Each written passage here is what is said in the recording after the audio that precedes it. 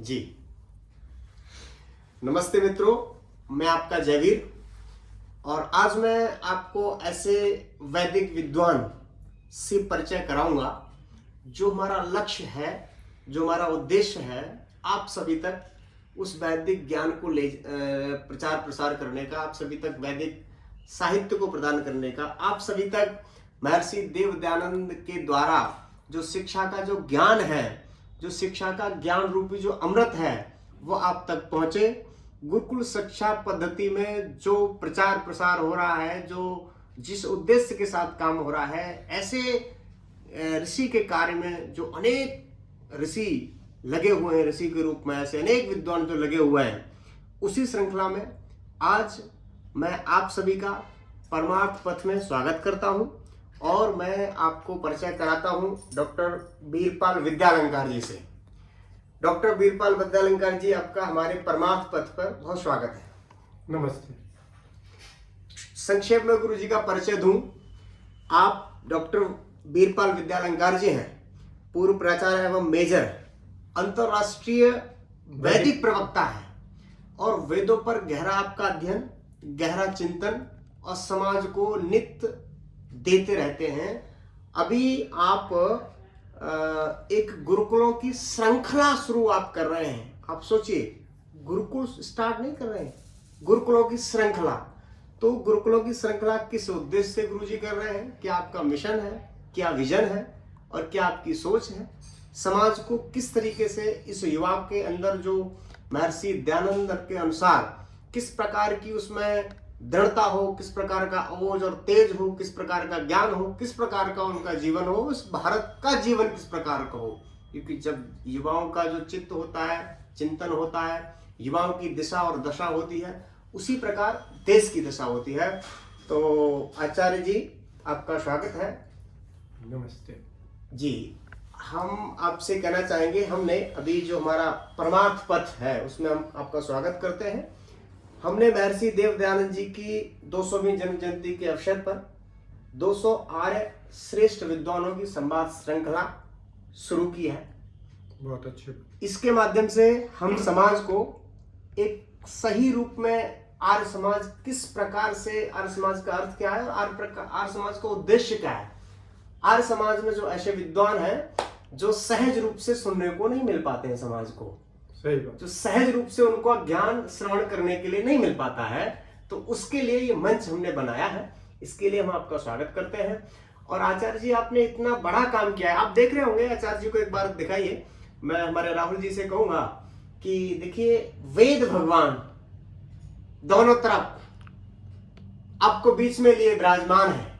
ये बड़ी बात है। आपने कभी तस्वीर नहीं देखी होगी, पहली तस्वीर आप वेद भगवान की दिखाइए। ओम के साथ वेद भगवान है, उधर वेद भगवान है, जैसे यज्ञ भगवान है वैसे वेद भगवान है। अब वेद भगवान के बारे में हम आचार्य जी से जानेंगे, कितना गहरा प्रेम इनका है वेद के प्रति, कितनी गहरी निष्ठा है। आप इस तस्वीर से अंदाजा लगा सकते हैं कि वेदों के प्रति अगाध श्रद्धा जिनकी है, जो प्रतिदिन हर क्षण पूरे उत्साह में रहते हैं। तो आचार्य जी, आपका स्वागत है। सबसे पहले हम जानना चाहेंगे आपको, जो गुरुकुलों की श्रृंखला आप शुरू कर रहे हैं उसके लिए बहुत शुभकामनाएं हैं, जो श्रृंखला आपकी सफल हो। धन्यवाद, बहुत अच्छा। और उसके बारे में हम पूरा आपसे जानकारी लेंगे। लेकिन आचार्य जी, आपका जो सफर है, आपका बचपन का नाम क्या था? वीरपाल। वीरपाल? मुझे गांव में वीरू कहते थे वैसे जी, लेकिन बाद में वीरपाल मेरा नाम है जी। और शर्मा बाद में लगा कॉलेज में। और उसके बाद मैं जब गुरुकुल कांगड़ी विश्वविद्यालय का स्नातक हुआ तो मैंने अपने नाम के साथ विद्यालंकार लगाना अधिक उचित समझा। मैं डॉक्टरेट कर चुका था, इसलिए डॉक्टर वीरपाल विद्यालंकार इस समय मैं अपने नाम से जाना जाता हूँ। तो गुरुजी, आपका जन्म कहाँ हुआ? मेरा जन्म डिस्ट्रिक्ट जनपद बुलंदशहर तहसील सिकंदराबाद के मसौता गांव में मेरा जन्म हुआ। ब्राह्मण परिवार, निर्धन परिवार में, पौराणिक परिवार में मेरा जन्म हुआ। परिवार में आर्य परिवेश नहीं, आपको पौराणिक परिवार। पौराणिक था।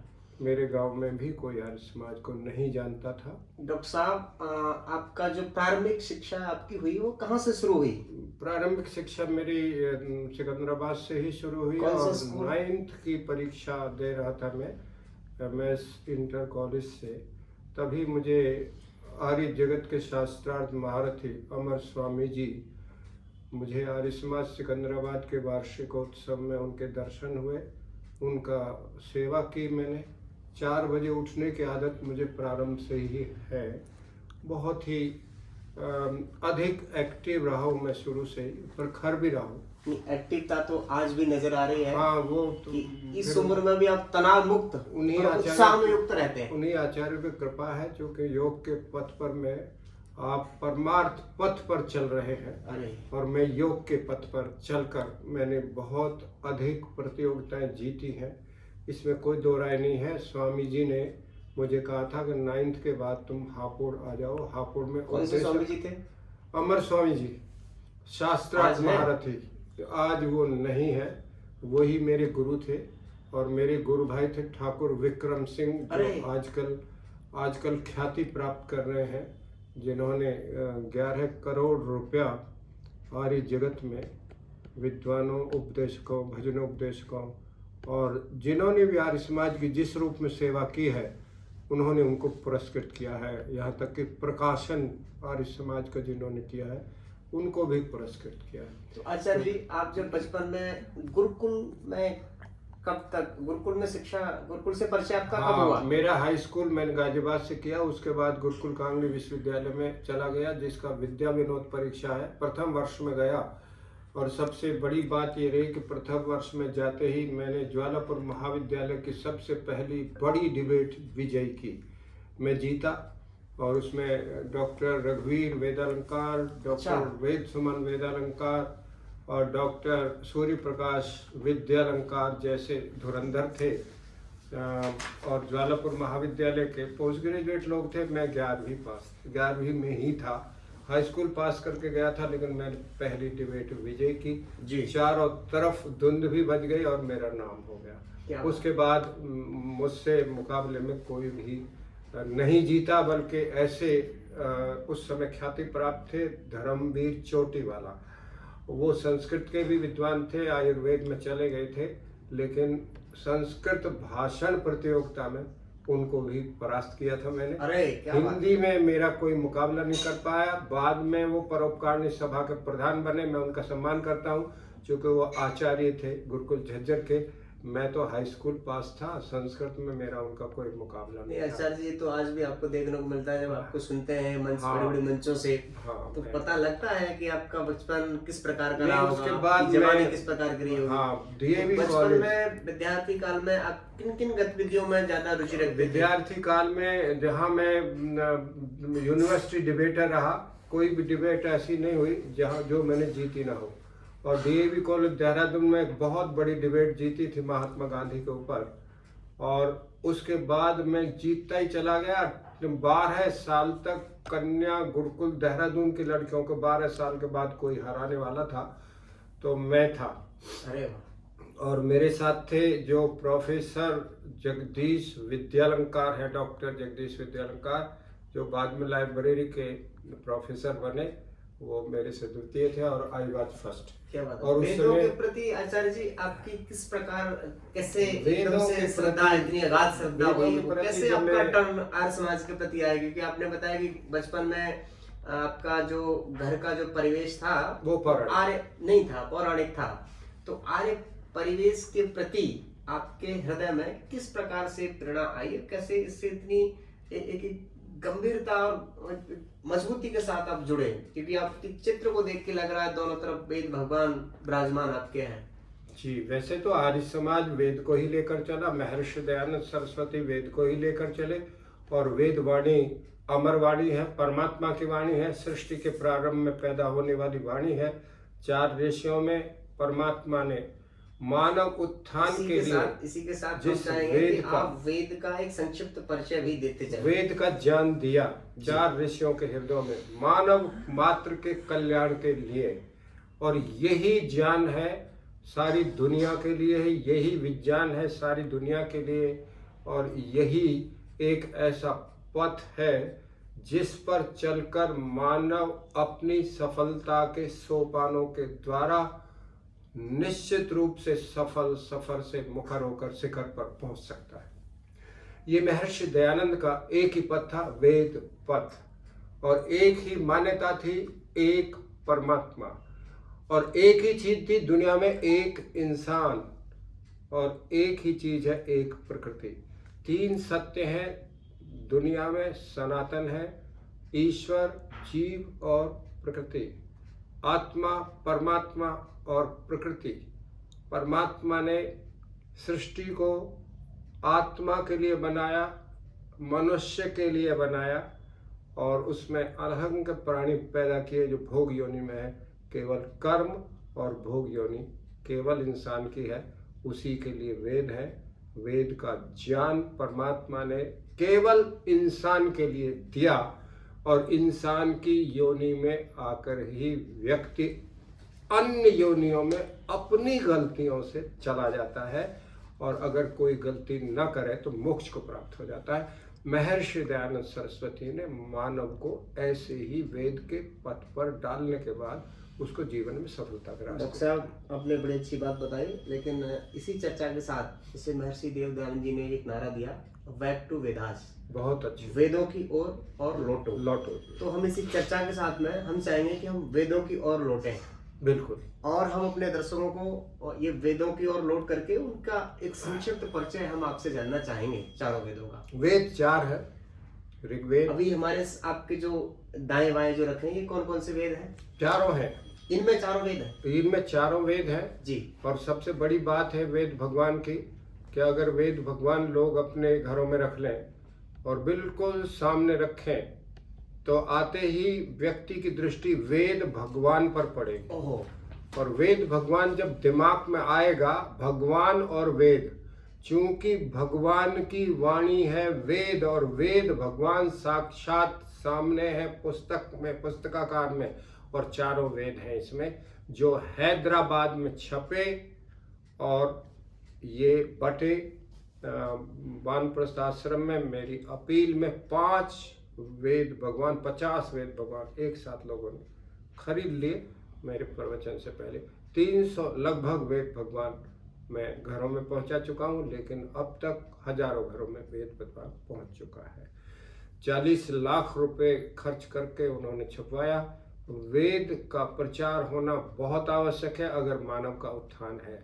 महर्षि दयानंद जी ने कहा कि वेद का पढ़ना पढ़ाना, हाँ, ये सबसे बड़ी बात बताई है उन्होंने, सभी मानव धर्म का परम कर्तव्य हाँ, है। मैं आपको एक बात बता दूं, इसी के साथ हम आपसे चाहेंगे कि हमारे जो चारों वेद जो हैं, इनका संक्षिप्त परिचय हमारे दर्शकों को आप बताते चलें। आपने जब ये कहा कि वेद का पढ़ना पढ़ाना, तो आप सुनिए कि देखिए, पहली बात तो यह है कि ऋषि दयानंद सत्य के रास्ते पर चले, और सत्य ही उनका उद्देश्य था।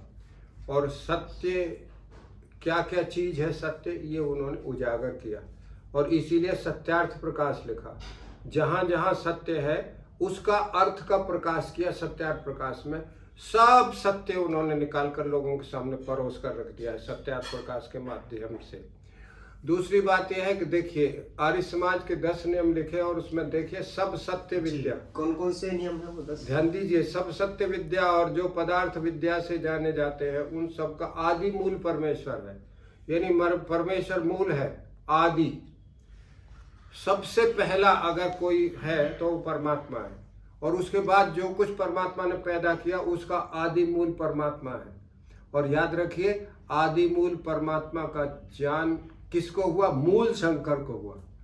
मूल शंकर को आदि मूल परमेश्वर का ज्ञान हुआ, इसलिए मूल शंकर ही इस बात के लिए महत्व दिया जाना चाहिए कि मूल शंकर ही शुद्ध चैतन्य ब्रह्मचारी बने और महर्षि दयानंद सरस्वती बने। महर्षि दयानंद सरस्वती के गुरु जी ने, विरजानंद जी ने यही कहा था कि दयानंद, वेद का प्रचार करके ही तुम अपनी विद्या को सफल और जीवन को सफल कर सकते हो, क्योंकि यही मानव उत्थान का एकमात्र रास्ता है। इसलिए स्वामी दयानंद ने वेद पद को स्वीकार किया और वेदों के प्रचार प्रसार के लिए आर्य समाज की स्थापना की। आर्य समाज का जो उद्देश्य है, संसार का उपकार करना, इस समाज का मुख्य उद्देश्य है। The main M of Arya Samaj तमाम दुनिया का उपकार करना, तमाम दुनिया का उद्धार करना, तमाम दुनिया का उत्थान करना। कृण्वन्तो विश्वमार्यम, और कृण्वन्तो विश्वमार्यम का सीधा सा मतलब है सबको श्रेष्ठ बनाओ। मनुष्य का मतलब ये होता है वो श्रेष्ठ रास्ते पर चले, श्रेष्ठ कार्य करे, श्रेष्ठ सोचे, श्रेष्ठ देखे, श्रेष्ठ सुने और श्रेष्ठ करे और श्रेष्ठ पथ पर चले। और इसीलिए हमारे ये सब हैं, करने के लिए और पैर चलने के लिए और आंखें देखने के लिए और कान ठीक सुनने के लिए और मुंह सही श्रेष्ठ बोलने के लिए। मनोर्भव का अर्थ क्या है?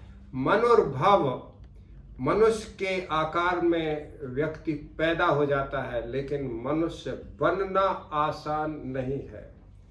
फरिश्तों से बेहतर है इंसान बनना, लेकिन इसमें लगती कुछ मेहनत ज्यादा।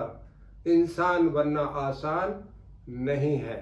वेदों के अनुसार इंसान बनने का सही सूत्र क्या है? वेदों के अनुसार इंसान बनने का सही सूत्र है वेद पथ पर चलना, समाज उपकार पर चलना, राष्ट्र उत्थान पर चलना और बुराइयों से दूर होकर चलना। विश्वानि देव मंत्र प्रार्थना का पहला मंत्र है। महर्षि दयानंद ने इसका प्रयोग सैकड़ों बार इसीलिए किया है कि अगर हमारी बुराइयां दूर हो जाएं, अच्छाइयां प्राप्त हो जाएं, तो हम दूध के धुले हो जाएंगे, हमारे अंदर कोई दाग नहीं रहेगा बिल्कुल।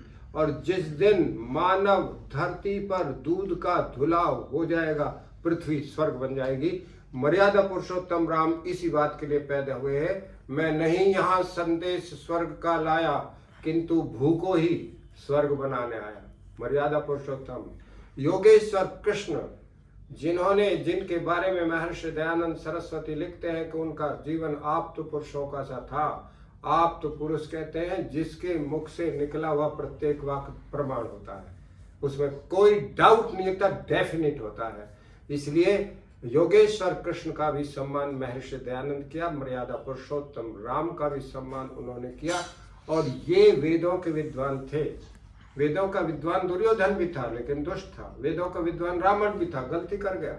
वेदों का विद्वान बाली भी था लेकिन अपने भाई से ही वैर कर गया, सुग्रीव से, है ना। तो इसलिए वेदों का विद्वान होना अलग बात है, इंसान होना अलग बात है। महर्षि दयानंद वेदों के विद्वान भी थे, इंसान भी थे। मर्यादा पुरुषोत्तम राम वेदों के विद्वान भी थे, इंसान भी थे। और योगेश्वर कृष्ण वेदों के विद्वान भी थे, इंसान भी थे।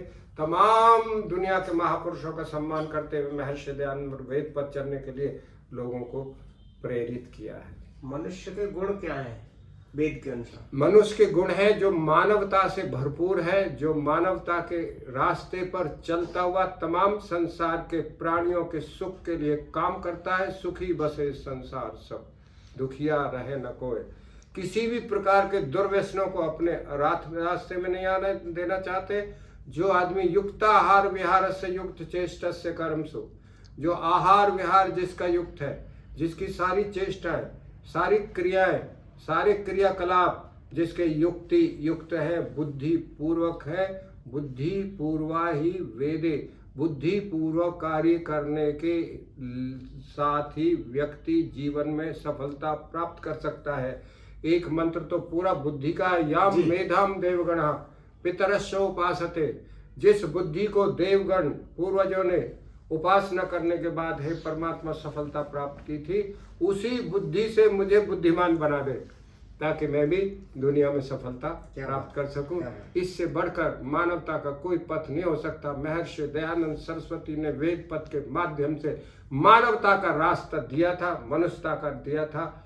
और इसी रास्ते पर चलकर आदमी सफलता प्राप्त कर सकता है। याद रखिए, वो मानव है तो परिवार भी ठीक है, परिवार ठीक है तो कहते हैं ना, जिस घर में होता हो दंगम दंगा उसमें कभी नहीं बह सकती गंगा। महर्षि दयानंद सरस्वती ने परिवार को स्वर्ग बनाने के लिए यही रास्ता बताया है। पति पत्नी, पिता पुत्र और माँ और पुत्री, चाचा ताऊ सभी में समान व्यवहार के द्वारा सद्भावना प्यार बरसता हो, वही परिवार स्वर्ग होता है। स्वर्ग कोई आसमान में नहीं है और नरक कोई पाताल में नहीं है।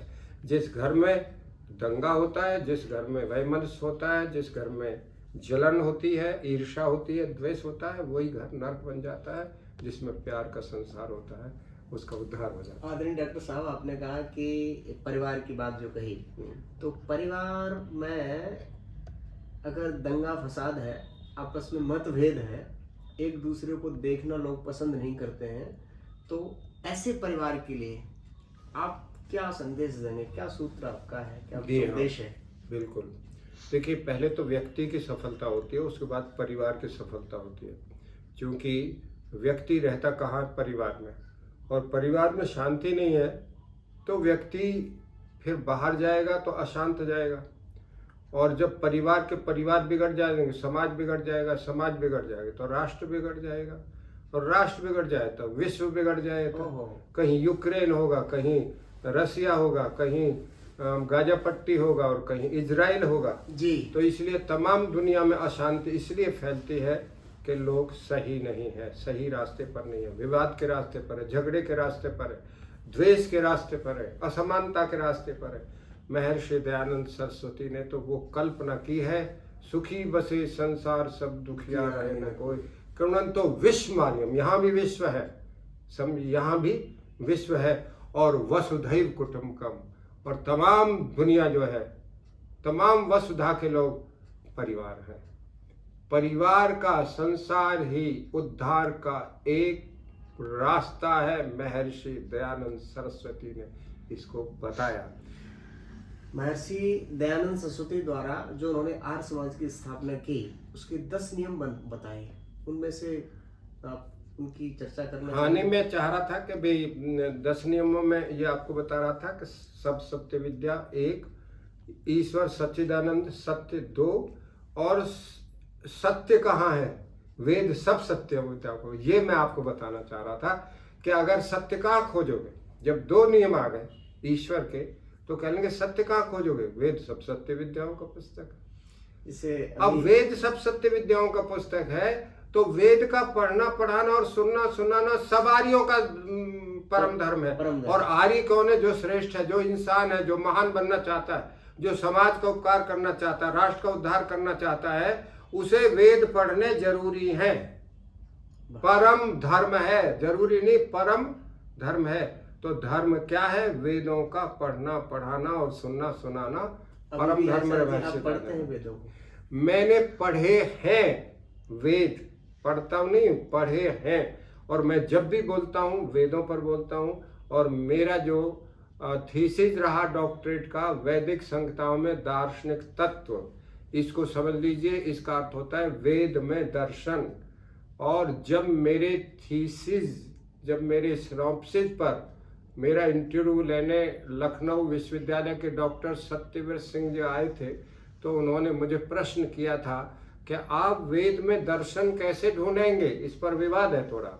मैंने उनसे जवाब दिया था, बेबाक शब्दों में कहा था कि डॉक्टर साहब, वेद का प्रत्येक शब्द दर्शन है। तो उन्होंने, उनकी बोलती बंद हो गई और उन्होंने कहा तब आप वेद में दर्शन पर रिसर्च कर सकते हैं।